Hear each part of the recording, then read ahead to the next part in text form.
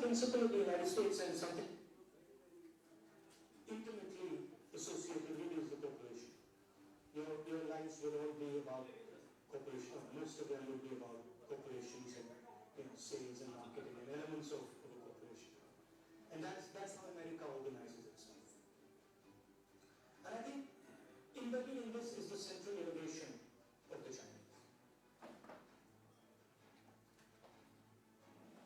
Pre-collapse of the Soviet Union, there were two organizational systems on the planet. There was the American system, Western system with the corporation. And there was the Soviet system, and in those days the Chinese system with the state. State did with the corporation does. And post the collapse of the Soviet Union, can you go ahead? No, we'll remove that.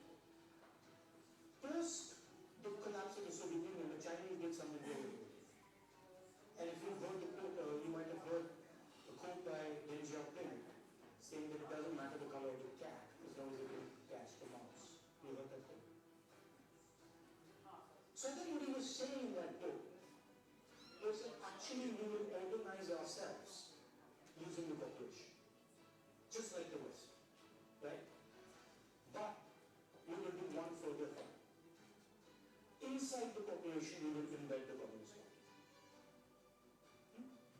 So it's a hybrid. It is exactly like the United States as far as the corporation is concerned, and then it's got a magic trick in it, which is that inside the corporation is what they call the instrument of the people, the Communist Party of China. Right? And this does something fundamental. What it does is it allows the Communist Party of China to have a full monopoly on information in the country, which the government of the United States doesn't have, or the government of India doesn't have, or the government of most other countries doesn't have, because there's a separation between the state and the corporation. And this gives them a huge advantage in artificial intelligence, it gives them a huge advantage in all sorts of, in cyber warfare, etc. And I'm just placing that as fundamental, and goes back to the point I raised about India being public good and being the biggest democracy in the world. We simply cannot afford a planet that doesn't produce under democratic conditions. Okay? Because if democracies do not start producing again, right, they will not survive. Because the tensions that will arise inside the democracy, the inequality that will arise, the anger that will arise, will just the last thing. So what is required is new thinking about how we start to produce in a democratic environment, which is completely different than production in a coercive. So we are going through all the states, and Kashmir is a state which is insurgency prone. Right? There's a lot of violence. There's been quite a lot of violence going on. In fact, that picture there is me putting flowers on the spot where almost 40 soldiers were killed by a car some years back.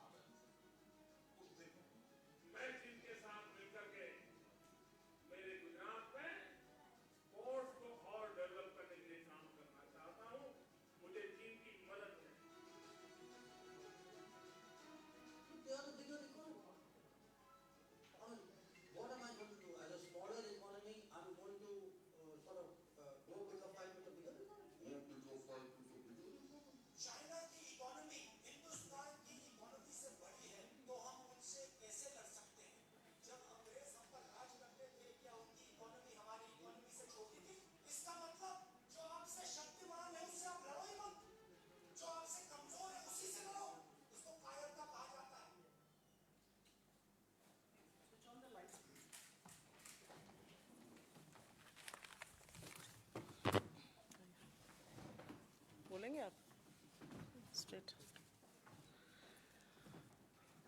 आप सबको मेरा नमस्कार।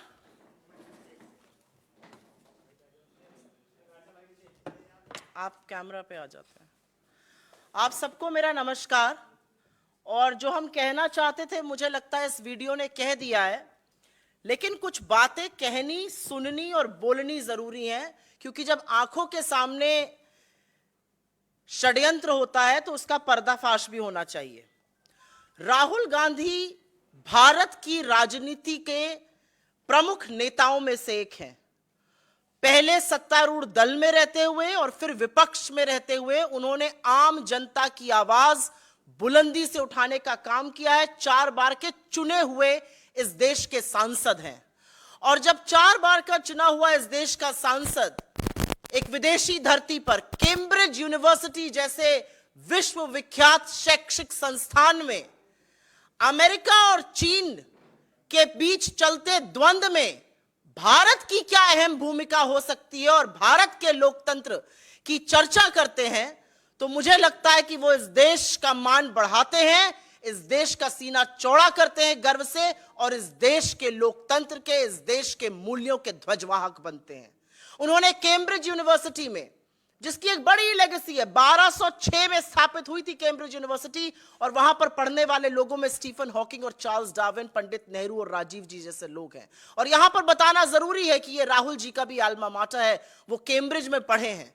और वहां पर as visiting fellow at the Cambridge जज business school जब वो वक्तव्य देते हैं कि भारत की एक अहम भूमिका है एक स्ट्राइफ रिडन, एक डाइवर्जेंट दुनिया में अमेरिका और चीन की खींचतान में भारत समन्वय स्थापित कर कर एक मजबूत स्तंभ बनेगा, तो मुझे लगता है यह देश के लिए गौरव की बात है। यह देश के लिए गौरव की बात है कि विदेशी धरती पर महात्मा गांधी की आवाज को गुंजाने का काम राहुल गांधी ने किया कैम्ब्रिज में। उन्होंने बताया कि हमारे देश के क्या मूल्य हैं जिस पे हमारा संविधान बना है और हमारे राष्ट्र का निर्माण हुआ है। लेकिन भारतीय जनता पार्टी, उनके आईटी सेल, उनके बददिमाग प्रवक्ताओं, उनकी समझ, उनकी सोची छोट और क्षुद्र राजनीति इन बातों को समझ नहीं सकती है। और अब मैं सिलसिलेवार तरीके से आपके सामने कुछ तथ्य रखना चाहती हूं। सवाल जवाब के दौरान अगर आप उसको डिस्प्यूट करना चाहिए तो बिल्कुल करिएगा। कांग्रेस पार्टी की प्रवक्ता होने के नाते टीवी डिबेट्स पर जाना होता है शाम को, और कल पूरे दिन भारतीय जनता पार्टी, उनके बददिमाग प्रवक्ता, उनके विक्षिप्त मंत्री लगातार लगे हुए थे। विदेशी धरती पर राहुल गांधी जी ने क्यों बोला, विदेशी धरती पर राहुल गांधी जी ने पेगासस का जिक्र क्यों किया। लेकिन ये सारे मामले धराशायी हो गए, क्योंकि अपने राहुल गांधी जी तो लोकतांत्रिक मूल्यों की बात कर रहे थे। इनके आका ने तो ऐसी ऐसी बातें करी हैं कि सिर शर्म से झुक जाए। 2015 मई शंघाई गए, चीन के सामने कहते हैं देश के लोग का सर शर्म से झुक जाता है कि वो भारत में क्यों पैदा हुए, हमने क्या पाप किया था कि हम हिंदुस्तान में पैदा हुए। जब ऐसे वक्तव्य हम लोगों ने दिखलाए तो थोड़ा हमलावर कम हुए। लेकिन जब हम लोग टीवी डिबेट कर रहे थे 6 बजे तक यही था, विदेशी धरती पर, पेगासस पर भी बेचारे कुछ नहीं बोल सकते, क्योंकि जो जांच समिति सुप्रीम कोर्ट की थी उसने कोर्ट को बताया कि सरकार ने सहयोग ही नहीं किया। कौन से नरकंकाल छुपाना चाहते हैं हम नहीं जानते। अगर भाग था आपका दामन तो आते जांच समिति के सामने बात करते। खैर, तो 6-6:15 बजे तक यही चल रहा था, विदेशी धरती, पेगासस, जो कि खोखला दावा और खोखले आक्षेप साबित हो रहे थे। एकदम से 6:15-6:30 बजे के बीच में ब्रेकिंग न्यूज हर चैनल पर और हर पोर्टल पे आने लगी, और यह आने लगा कि कैसे राहुल गांधी जी ने तथाकथित भाजपा के कहे अनुसार और कुछ चरण चुंबकों के कहे अनुसार चीन की तारीफ करी और पुलवामा के शहीदों की अवहेलना करी है। मैं एक टीवी डिबेट पर थी, मैंने गहन आपत्ति जताई, लेकिन मुझे बहुत ज्यादा वक्त नहीं लगा समझने में, क्योंकि ऑनलाइन आना शुरू हो गया था कि हर चैनल, हर न्यूज ऑर्गेनाइजेशन, प्रिंट के वेब पोर्टल्स, सारे एक साथ यही खबर 6:15 से 6:30 के बीच में चलाने लगे। तो थोड़ा बहुत मीडिया का एक्सपीरियंस से समझ में आ गया कि व्हाट्सएप आ चुका है, खर्रा निकल चुका है, सबको नतमस्तक होकर चरण वंदन करके अब ये लाइन पकड़नी है। लेकिन इस लाइन में क्या सच है और क्या झूठ है यह भी बताना जरूरी है, क्योंकि जब पेगासस से काम नहीं बना, जब विदेशी धरती से काम नहीं बना, तो सहारा अपने परम मित्र चीन का ही लिया गया। आपने खुद देख लिया है किसने क्या कहा, लेकिन दर्शकों के लिए, लोगों तक ये बात पहुंचाने के लिए मैं दोबारा से दोहरा भी देती हूं। राहुल गांधी जी कैम्ब्रिज यूनिवर्सिटी के जज बिजनेस स्कूल में बतौर विजिटिंग फेलो, और भारत का एक नेता विजिटिंग फेलो बन के जाता है, ये अपने आप में गर्व की बात है, इससे सीना चौड़ा होना चाहिए, देश का मस्तक उठता है।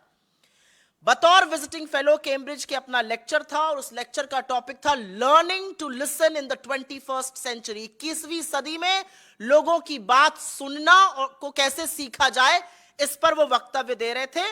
और उन्होंने जो सीखा भारत जोड़ो यात्रा के दौरान, कैसे उन्होंने अजनबियों की बातें सुनी, कैसे उन्होंने अपनी बात बंद करके लोगों की बात की ओर मुखरित हुए, लोगों ने क्या समस्याएं बताई, कितनी आत्मीयता से बात करी, किसी ने बेरोजगारी पर चर्चा करी, किसी ने महंगाई पे करी, किसी ने महिला सुरक्षा पे करी, किसी ने टूटते ताने बाने पर करी। इस पर लगातार उन्होंने एक वक्तव्य दिया, और उस वक्तव्य में उन्होंने ये चर्चा करी कि कैसे ये विश्व अमेरिका और चीन की खींचतान में कहीं पर जूझ रहा है। और उन्होंने यह भी बोला कि इसी जूझते हुए विश्व में और इसी परिवेश में भारत की एक अहम भूमिका होगी, भारत का एक अहम किरदार होगा, एक अहम भूमिका होगी, और भारत की भूमिका होगी समन्वय स्थापित करने की, लोकतांत्रिक मूल्यों को इस विश्व को याद दिलाने की। उन्होंने आपने सुना भी, उन्होंने इस वक्तव्य में यह भी कहा, उन्होंने अमेरिका और चाइना की तुलना करी, अमेरिका के इनोवेशन की, चाइना के आईपी रेगुलेशन की। उन्होंने तुलना करी कि कैसे अमेरिका जो इकोनॉमी बना, the land of the free, और कैसे चीन जो था उसने प्रोडक्शन दुनिया का वहां पर लाया। उन्होंने कहा कि चीन की सरकार जो एक पार्टी के तौर से चलती है, कोर्सिव सिस्टम है, चीन की सरकार ने चीन के कारोबार में घुसपैठ करी है, लोगों के दैनिक जीवन में घुसपैठ करी, और इसी से उनके पास डेटा आता है जो लोकतांत्रिक देश नहीं कर सकते और नहीं करना चाहिए। उन्होंने कहा कि चाहे आर्टिफिशियल इंटेलिजेंस हो या साइबर वॉरफेयर हो, उसकी आधारशिला यहीं से आती है कि अनलाइक जो कॉरपोरेशंस अमेरिका ने बनाई, चीन ने उन कॉरपोरेशंस में सरकार को, तंत्र को घुसेड़ने का, लोगों के जीवन में घुसने का काम किया। और पुरजोर तरीके से कहा कि भारत की क्या अहम भूमिका होगी। उन्होंने आगे एक बहुत अहम बात कही जो हमने दिखाया। उन्होंने कहा दुनिया के लोकतांत्रिक देशों में 21वीं सदी में उत्पादन मतलब मैन्युफैक्चरिंग होनी ही पड़ेगी, क्योंकि जो मैन्युफैक्चरिंग की हब चीन बन गया है अपने कोर्सिव सिस्टम से, बलपूर्वक, कोई चू नहीं कर सकता, किसी की जमीन चली जाए कोई चू नहीं कर सकता लेबर लॉस के खिलाफ, जिसको उन्होंने कोर्सिव सिस्टम, आपके सामने मैंने दिखाया, उन्होंने जिसको कोर्सिव सिस्टम कहा। उन्होंने कहा विश्व के लोकतांत्रिक देशों में इंक्लूडिंग भारत में आपको उत्पादन बढ़ाना पड़ेगा, जिससे लोगों को नौकरियां मिले, जिससे आय बढ़े, जिससे लोग क्रियान्वित हों। और यह इसलिए करना पड़ेगा क्योंकि आर्थिक असमानता इतनी बढ़ गई है। 1% देश के पास 40% संसाधन है। आर्थिक असमानता, बेरोजगारी, गरीबी का नहीं तो गुस्सा ऐसा फूटेगा कि संभाले नहीं संभलेगा। और इसीलिए लोकतांत्रिक देशों में उत्पादन बढ़ाना अनिवार्य है, नहीं तो एक आपदा बनती नजर आ रही है। इससे किसी को क्या आपत्ति हो सकती है, यह मेरी समझ के बाहर है। असल में तो अगर मैं सरकार में हूं तो मैं कहूं बिल्कुल सही बात कर रहे हैं, लगातार 2 तिमाही से मैन्युफैक्चरिंग नेगेटिव में चल रही है। जीडीपी का डेटा 4.4 दशमलव पर आ गया है, और यह सुनने को तैयार नहीं है। इससे क्या आपत्ति है मुझे नहीं पता। और अब बात कर लेते हैं उस अमर प्रेम कथा की जिसके आपने कुछ अंश देखे, और वो ये मेरे शब्द नहीं है, ये मोदी जी के शब्द हैं। वो कहते हैं कि 2 वैश्विक नेताओं की, शी जिनपिंग की और उनके बीच में कितना अपनत्व है, कितनी आत्मीयता है, ये लोगों की समझ से बाहर की बात है। बिल्कुल सही कह रहे हैं, हम नहीं समझ पा रहे हैं इस बात को कि ऐसी कौन सी गलबहियां, ऐसा कौन सा इश्क है, ऐसा कौन सा प्रेम है, ऐसी कौन सा भाईचारा, ऐसी कौन सी आत्मीयता है कि इस देश का प्रधानमंत्री 20 जांबाजों की शहादत के बाद चीन का नाम नहीं ले पाते हैं। इस देश के प्रधानमंत्री साबरमती के तट पर झूला झूलते हैं शी जिनपिंग के साथ, महाबलीपुरम में शहनाई सुनते हैं, बाली जाते हैं तो 20 जाबाजों की शहादत का हिसाब नहीं मांगते हैं, खाना छोड़कर जी हजूरी में लाल शर्ट पहनकर बजाय लाल आंखों के खड़े हो जाते हैं। इस देश के चुने हुए प्रधानमंत्री की चीन से यह आत्मीयता है कि नाम लेना तो दूर, कोई घुसा हुआ नहीं कहकर उनको क्लीन चिट भी दे देते हैं। और कितना दुर्भाग्य है इस देश का कि चीन का पीएलए और हमारे प्रधानमंत्री एक ही भाषा बोलते हैं, कोई घुसा हुआ नहीं है। लेकिन हमारे पेट्रोलिंग पॉइंट्स बफर जोन बन गए हैं। 20 जाबाजों की शहादत का बदला हमने $100 बिलियन व्यापार घाटा बढ़ा कर दिया है। इन सब बातों का जवाब कौन देगा? इन सब बातों का एक ही जवाब है, ये प्यार ना होगा कम, सनम तेरी कसम। यही कहना चाह रहे हैं मोदी जी शी जिनपिंग से। मैं नहीं कह रही हूं, ये मेरे शब्द बिल्कुल नहीं है, ये मोदी जी के शब्द है कि हमारा ऐसा नाता है, वो वड़नगर आए तो फिर वो फलाना हुआ। ये समझ नहीं पाएंगे लोग कि दो लोगों में कितनी आत्मीयता हो सकती है। ये मेरे शब्द नहीं है, ये मोदी जी के शब्द है। उनसे 2 हाथ आगे, हमेशा ऐसा होता है ना, आका कुछ करता है तो जो प्रजा होती है वो 2 हाथ आगे निकल जाती है। उनसे 2 हाथ आगे इस देश के विदेश मंत्री श्री जयशंकर जी निकल गए। आपने देखा, मैं फिर से, ना मेरे शब्द हैं ना कांग्रेस पार्टी के शब्द हैं, श्री जयशंकर जी ने अपने इस इंटरव्यू में कहा 2 हाथ आगे निकलकर, और हमारे सेना के मनोबल को गिराने का काम किया जब वो कहते हैं हम छोटी अर्थव्यवस्था है, वो बड़ी अर्थव्यवस्था है, आपको लगता है हम उनसे लड़ सकते हैं? बिल्कुल सही कहा राहुल गांधी जी ने। जब आजादी का आंदोलन हम लड़ रहे थे और शहादत दे रहे थे तो हमने ये नहीं सोचा था कि ब्रिटेन की हुकूमत बड़ी है, ब्रिटेन की अर्थव्यवस्था बड़ी है, उनसे हम कैसे लड़ेंगे। हमने सत्य और अहिंसा और देशभक्ति और राष्ट्र प्रेम के बल पर इस सरकार के ब्रिटानिया हुकूमत को घुटने टिकवाकर इस देश से विदाई करा दी थी। लेकिन ये लोग नहीं समझ सकते, क्योंकि आप जानते हैं कि उस समय माफीनामे और मुखबिरी की जा रही थी। मैं एक और बयान, और ये मेरे लिए थोड़ा सा व्यक्तिगत है क्योंकि मैं वहां पर थी, तो मैं जरूर इस बात का भी उल्लेख करना चाहती हूं। यह बात है पुलवामा वाले बयान की। आप विपक्ष के नेता को पॉलिसी पर, विपक्ष के नेता को उनके वक्तव्यों पर बिल्कुल घेरिए, लेकिन आप विपक्ष के नेता को घेरने का काम लोगों की जो शहादत हुई है उसके बल पर करेंगे तो यह स्वीकार्य नहीं है। राहुल गांधी जी ने कहा अपने व्याख्यान के दौरान कि जब हम भारत जोड़ो यात्रा करते हुए कश्मीर पहुंचे तो कश्मीर में हिंसा का माहौल है, कश्मीर में इंसर्जेंसी है, क्या सरकार इससे नकार सकती है? यह अलग बात है कि पूरी की पूरी सरकार, पूरा तंत्र एक पिक्चर का प्रमोशन करेगा, लेकिन कश्मीरी पंडितों को चुन चुन कर मारा जाएगा और उस पर सरकार एक शब्द नहीं बोलेगी। 6 महीने से वो आंदोलन कर रहे हैं, एक बार उनसे चर्चा नहीं की जाएगी। कश्मीरी पंडितों ने हमें आकर जो कैमरा पर कहा कि हमें सिर्फ और सिर्फ कैनन फॉडर और वोट बैंक के लिए यूज किया जाता है, हमारे लिए मोदी सरकार कुछ नहीं करती, यह असलियत है, यह सच है। तो राहुल गांधी जी ने कहा कि हम भारत जोड़ो यात्रा करते वक्त जब कश्मीर पहुंचे तो सुरक्षा कर्मियों ने हमसे कहा कि आप यहां मत चलिए, यहां पे असुरक्षा है, आपके ऊपर हैंड ग्रेनेड पड़ सकते हैं। लेकिन इन बातों के बावजूद उन्होंने कश्मीर में चलना कबूल किया। वो कश्मीर में चले और वो आगे कहते हैं कि तिरंगे के सैलाब को देखकर मुझे समझ आ गया कि जहां अहिंसा होगी, जहां मोहब्बत होगी, जहां प्यार होगा, वहीं विश्वास होगा। मुझसे लोगों ने कहा कि हमें लगा आप हमारी बात सुनने आए हैं, इसलिए आप यहां पर सुरक्षित हैं, और मैं सलाम करती हूं ऐसे जज्बे को। और उस पर भी, और इस पर मैं थोड़ा सा कोट करना चाहूंगी, राहुल गांधी जी ने बिल्कुल क्लियरली कहा अपनी फोटो को दिखाते हुए, there is me putting flowers on the spot where almost 40 soldiers were killed by a car bomb.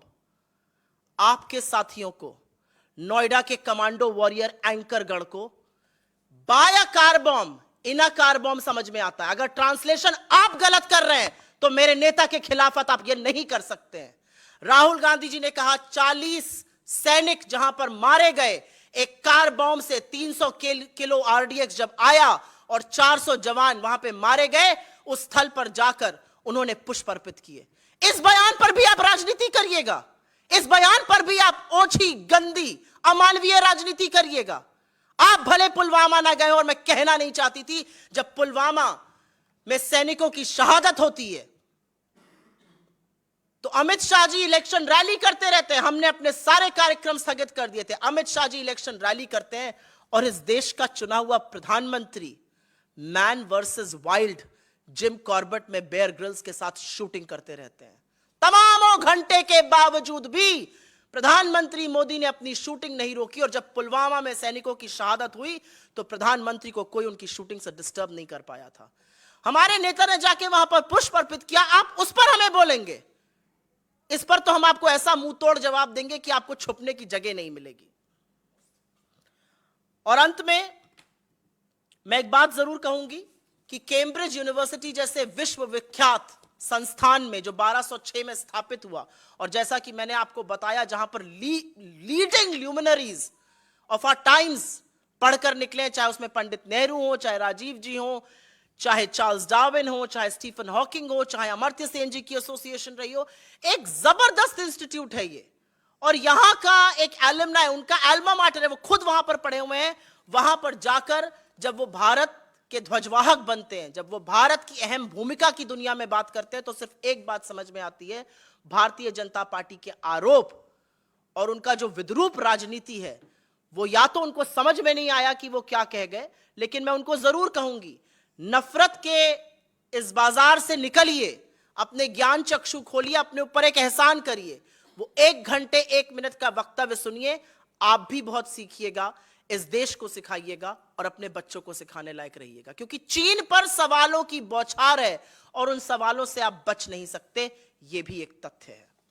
I will very briefly make a statement in English on this and then take your questions.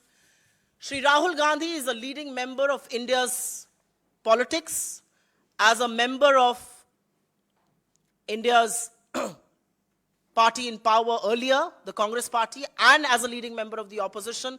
He has consistently stood for and espoused the causes of the common man. He's a 4-time elected MP, and when he speaks in Cambridge about a world that is strife with divergence, that is strife with tension, and what an important role India can play in that world, he is actually lauding the Indian democracy. He is actually being a flag bearer of the values that our nation is built on. When he talks about Gandhi and the values of our constitution and the foundation of our country, he's actually bringing India a lot of pride. And that is a matter of great pride for India. I don't understand where it stems from, but the BJP's opposition is either ignorance or completely contrived politics, both of which have no place in a democracy. I will very briefly tell you what happened. We were all on evening shows. The BJP had been consistently attacking Mr. Gandhi on 2 counts. Why did he speak on foreign soil, and why is he mentioning Pegasus? Both of those counts were hollow, because Mr. Modi has gone ahead and spoken much worse, washed dirty linen in public, made useless, baseless allegations against India's political ecosystem, against political opposition when he was traveling overseas, to the extent that in 2015, while in Shanghai, while on the Chinese soil, he had said that people in this country curse their destiny why they were born in India. And so that charge did not hold true. The Pegasus charge also did not hold true, because the Pegasus fact-finding committee appointed by the Supreme Court told the court in no uncertain terms that the government of the day did not cooperate with that committee. So both of those charges were falling on hollow counts, and they were really not sticking. And so suddenly between 6:15 and 6:30, and because I've done media for a while now, I understand, through a completely coordinated action, this could not have been an exception. This was a completely coordinated action. Suddenly every media house, every channel, every portal, every newspaper, every web portal, every website started talking about some statement that Rahul Gandhi was being attributed to on China, and what was mischievously being quoted to him on Pulwama. And which is why I want to state on record here, we've shown you a video. Shri Rahul Gandhi was at Cambridge, delivering a lecture at the Cambridge Judge Business School as a visiting fellow. And the topic of his lecture was learning to listen in the 21st century. I think lessons that he has greatly learned and wants to share with the world, and should be shared with the world. as far as the Bharat Jodo Yatra is concerned. And in that lecture, he categorically was talking about and making comparisons between America and China, talking about America as a free, fair society, and talking about China as a closed society, as a complex ecosystem. And he went on to say, he was talking about the Yellow River, he was talking about the civilization came up, and he went on to say that in a world that is hugely divided between America on one hand and China on the other, India has a very important role to play, and our values will come true when India plays that role. He spoke about how China gets into corporations, gets into the daily lives of its citizens, is very intrusive. The Chinese government, a one-party system, is very intrusive. And he said that's the basis of the cyber warfare and artificial intelligence that today China is doing. And he said that democracies like India and America will never, ever allow that. He then went on to say that democratic nations in the world, including India, need to focus on manufacturing, need to focus on production so that there is gainful employment created. And manufacturing cannot be restricted to coercive ecosystems. He was referring to China, because China has a coercive one-party ecosystem where if your land is taken, you cannot say a word. You cannot speak against the labor laws. You cannot protest against the government. He was speaking about a coercive ecosystem. And the point that he was making was that how countries like India and democracies the world over have to start looking at manufacturing hubs, have to become production engines. Otherwise, what will otherwise happen is that there is a huge income inequality. There are high levels of poverty. There are alarmingly high levels of unemployment. And all of this is going to result in the complete collapse of democracy. If I were a part of the democratically elected government here in India, I would take some lessons from it. Because for the last 2 quarters, our manufacturing has contracted. It has been in the negative territory. Our recent GDP growth is down to 4.4%. Our unemployment rates are high, and our inflation has never been as backbreaking as it is now. And the government continues to profiteer from your woes. So I would actually take lessons from it. But no, the BJP will not do that. But I think I've spoken enough on what Mr. Gandhi said. Let's just turn focus and talk about the eternal love story. और इसको मैं अमर प्रेम की कथा कहती हूँ. The eternal love story that brews between Mr. Modi and China. I'm not even referring to 18 visits that he has made to China, or the fact that he was listening to the Shehnai at Mahabalipuram, or the fact that he was on a swing with Mr. Xi Jinping when they were planning Depsang, or the fact that he left his food plate in Bali and went running to Mr. Xi Jinping wearing a red shirt and not showing red eyes like he used to speak about. I am only asking questions, and these are not my words. These are the words of India's Prime Minister after and before he was elected to this August office. It is Mr. Modi who has categorically said that Xi Jinping and I are so close that people will not understand our relationship. I am not attributing this. He has said it. It's a matter of record. We've just played the video to you. We will also share this visual. The love affair is so huge, and the love is so intact, that he does not just name China, he also goes ahead and gives them a clean chit. And isn't it a matter of record that China and India are speaking the same language and essentially stating that not a single intrusion has happened in China? If there is no intrusion, how have we lost control on our patrolling points? If there is no intrusion, why have those patrolling points become buffer zones? If there is no intrusion, why does the Prime Minister never make a mention of 20 brave hearts who made the supreme sacrifice? And if there is no intrusion, why has the Prime Minister gone ahead and taken our trade deficit to $100 billion? In turn, are we funding the Chinese army to do the intrusions that they're doing all across the border? Those are questions that Mr. Modi must answer. But, you know who's more loyal than the king? India's foreign minister. He goes a step further and he says, we are a smaller economy. China is a bigger economy. You don't expect us to attack them. Oh yes, we do. We do, because we fought the British that were multiple times our economy, that had a bigger army, that had more brute force, that had everything going for itself. We fought the British, we defeated them, but you won't understand that, because when we were fighting the battle, you were standing with the British. And you were writing letters of apology and claiming to be prodigal sons of the empire. I also want to make a mention, and this is rather personal for me, because Mr. Gandhi spoke about Pulwama. And he said that, he pointed to a picture, and he says, this is me. There is me putting flowers on the spot where almost 40 soldiers were killed by a car bomb. But when I was on news channels and when various colleagues were there and suddenly when breaking news was happening across news channels, it was attributed that Rahul Gandhi does not call it a terror attack. How did he not call it a terror attack? He said, I went to Pulwama. And this is me putting flowers on the spot where almost 40 soldiers were killed by a car bomb. What else do you expect him to say? He then, of course, goes on to talk about how when he entered Kashmir, he was told by security forces not to walk. He ignored them. He walked, and it was heartwarming to, and I was there personally. It was heartwarming to see a sea of Indian tricolor all over. And it proved beyond doubt that love alone will win this world. It proved beyond doubt, and people came and told him, we felt you had come here to listen to us, and which is why you go back safely. It proved beyond doubt कि नफरत के बाजार में सिर्फ और सिर्फ मोहब्बत की दुकान चलेगी. So it's beyond my mortal comprehension why is such a fuss being made about it. I don't want to talk about it, but when Pulwama happened, you know what was Mr. Modi doing, right? Do I need to remind you? When Pulwama happened, the Congress party stalled all its political events.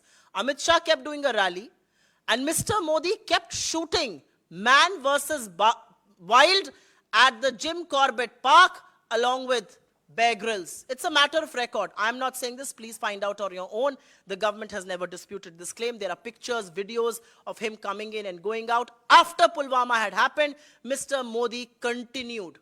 He continued unabated to shoot that documentary, Man vs. Wild. The supreme sacrifices of 40 soldiers was not enough to Mr. Modi to deter away from the camera. And so I will only in the end say, Cambridge University was founded in 1206. It has some of the most shining people in the world as its alumni, including Mr. Gandhi himself. Prominent among those are Charles Darwin, Stephen Hawking, Pandit Nehru, Rajiv Ji himself. And when he speaks there and he speaks about India having a center space in the world, he actually brings a matter of pride to this country. I don't understand, either the BJP has not understood what he says, but do yourselves a favor. I will only tell to my friends in the BJP, do yourselves a favor, go listen to that 1 hour, 1 minute lecture. It will widen your worldview, and it may perhaps make you understand what Indian democracy, what Mahatma Gandhi, and what our values are, on the basis of which our country has been founded upon. Thank you very much. पहले suo motu पे सवाल ले लेते हैं.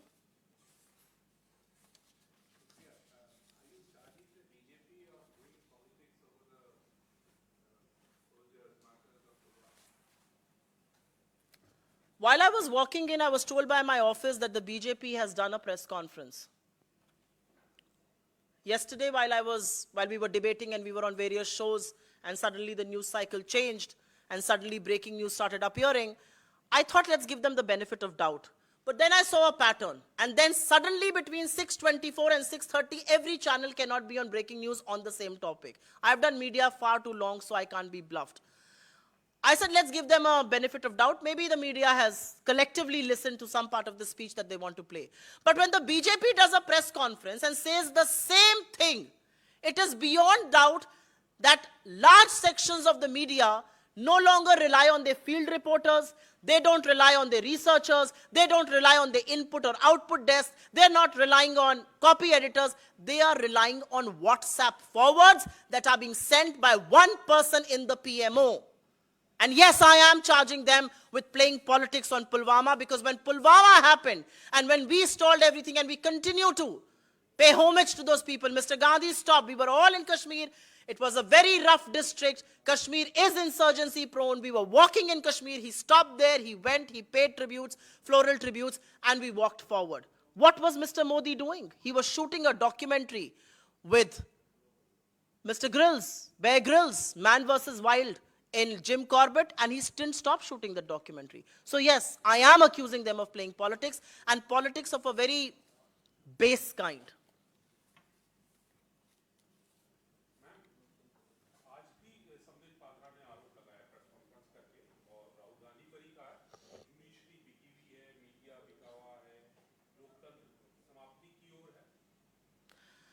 देखिए, comedy central में क्या कहा जाता है उस पर मैं इतने सम्मानित मंच से जवाब दूं, ये सही नहीं होगा. जिनकी आप बात कर रहे हैं वो कॉमेडी सेंट्रल में उनका अच्छा करियर होगा, उसके बारे में मैं टिप्पणी नहीं करूंगी। मुझे जो कहना था, मैंने बहुत पुरजोर तरीके से कहा है कि राहुल जी ने जो वाकई में, अगर कोई सुने उसको, जो राहुल जी ने कहा है कैम्ब्रिज में, वो इस देश का गौरव, इस देश का मान बढ़ाने का काम करता है। वो इस देश के लोकतंत्र की बात कर रहा है। वो चिंता जता रहा है कि लोकतंत्र खतरे में नहीं आ सकता है। वो कह रहे हैं कि जो विश्व अमेरिका और चीन की लड़ाई में फंसा हुआ है, वहां पर भारत की एक अहम भूमिका हो सकती है। वो महात्मा गांधी की वैल्यूज की बात कर रहे हैं, वो डेमोक्रेसी की बात कर रहे हैं, वो उन मूल्यों की बात कर रहे हैं जिस पर हमारा ढांचा, हमारी बुनियादी जो हकीकत है उसकी बात कर रहे हैं। इस पर किसी को क्या आपत्ति हो सकती है, मैं तो मेरी समझ के बाहर है। तो सम्मानित मंच से मैं कॉमेडी सेंट्रल वालों का क्या जवाब दूं? जी,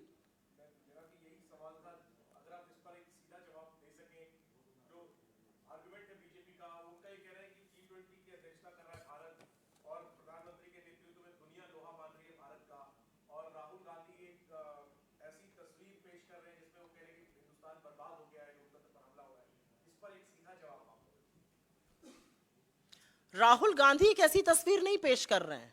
इस देश का, आप G20 की बात कर रहे हैं, और G20 प्रमुखता से इकोनॉमिक इश्यूज पर होता है। इस देश का जीडीपी का डेटा कितने पे आया है? 4.4% पे। इस देश की मैन्युफैक्चरिंग लगातार 2 तिमाही से नेगेटिव टेरिटरी में चल रही है। इस देश में महंगाई का यह स्तर है कि 50%, जो सबसे गरीब लोग हैं वो 64% जीएसटी अदा कर रहे हैं, और सरकार उस पर अपना सीना ठोक रही है। यह तो इस सरकार का नैतिक दिवालियापन दिखाता है। इस देश में बेरोजगारी का यह आलम है कि सरकार कहती है पकौड़ा तल लो, और पकौड़ा तलने वाला जो सरसों का तेल है वो 90 रुपए से 220 पर हो गया है। आटे पर जीएसटी आपने लगा दिया, दही पर जीएसटी आपने लगा दिया है। ये तो आपका इकोनॉमिक ढांचा है।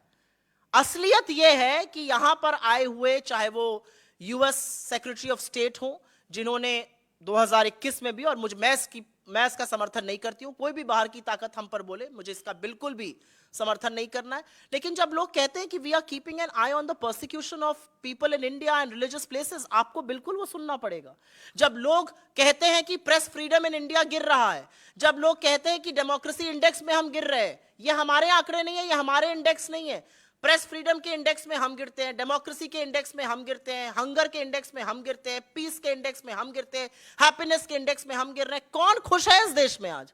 मोदी जी और उनके चरण चुंबकों को छोड़कर इस देश का कोई ऐसा व्यक्ति बताइए जो आज खुशहाल होकर कहे कि बड़ी जबरदस्त उन्नति हो रही है, दवालब पैसा भरा हुआ है, बच्चों को बढ़िया से पढ़ा रहा हूं और सब कुछ चकाचक चल रहा है। मुझे तो आज तक कोई ऐसा व्यक्ति मिला नहीं। अगर आप लोगों को मिले तो जरूर उस नमूने को मेरे सामने लाइएगा।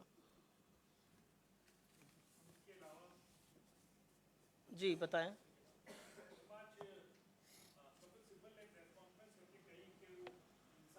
किसने कहा? हाँ,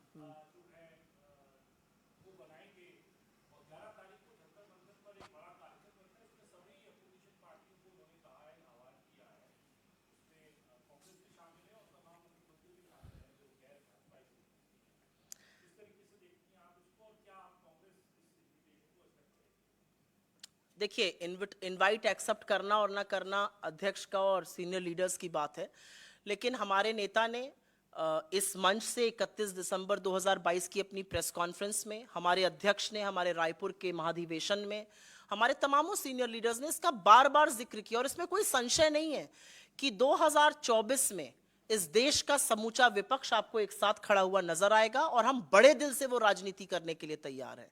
हमारी आइडियोलॉजी है कि जो भी भाजपा और आरएसएस की विषाक्त और नफरत फैलाने वाली राजनीति का विरोध करेगा, हम उसका पुरजोर समर्थन करेंगे, इसमें कोई संशय नहीं है।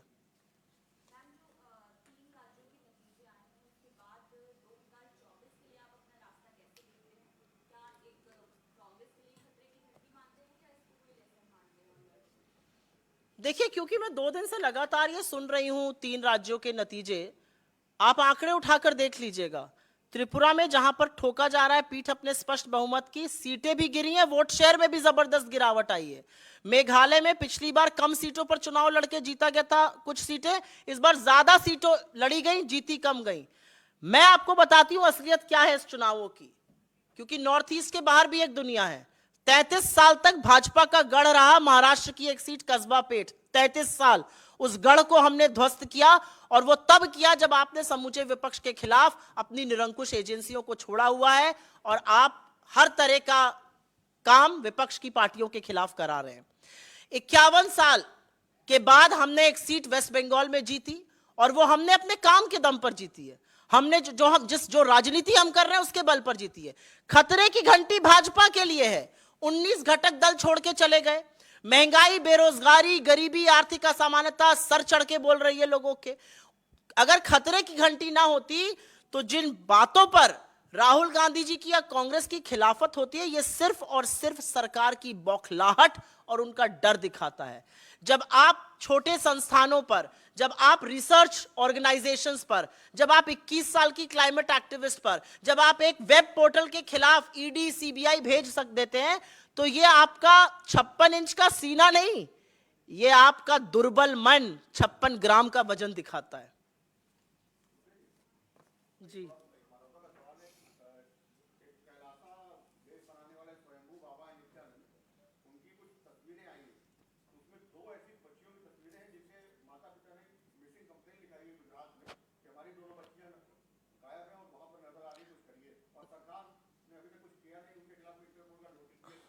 देखिए, मुझे ऐसा लगता है कि एक संवेदनशील मामला है और मुझे इसकी पूरी जानकारी भी नहीं है, तो मैं इस पर ऐसे ही बैठ के टिप्पणी नहीं करूंगी। लेकिन अगर कहीं पर बच्चों के साथ और शिशुओं के साथ और स्पेशली माइनर्स के साथ कुछ हो रहा है, तो बिल्कुल उस पर एक्शन होना चाहिए। सरकार को, संस्थाओं को, एनसीपीसीआर को इस पर जरूर कुछ करना चाहिए। एक एनसीपीसीआर है, national commission for protection of child rights, जिनकी आंखें और नींद तभी खुलती है जब उनको कांग्रेस के खिलाफ कुछ एक्शन लेना रहता है। चुनावों में बच्चों का कैसे प्रयोग प्रधानमंत्री जी और भाजपा करती है, इस पर वो शांत रहते हैं, लेकिन ये एक ऐसा मुद्दा है जिस पर उनको एक्शन जरूर लेना चाहिए। मुझे इसके बारे में पता नहीं है तो मैं नहीं बोलूंगी, लेकिन मेरा अपना मानना है कि अगर कहीं पर भी हमारे सिटीजन्स, हमारे नागरिकों का कहीं पर हक हनन हो रहा है, तो उस पर सरकार को बिल्कुल एक्ट करना चाहिए। धन्यवाद बहुत बहुत आप सबका। इसके लिए ये क्यों है?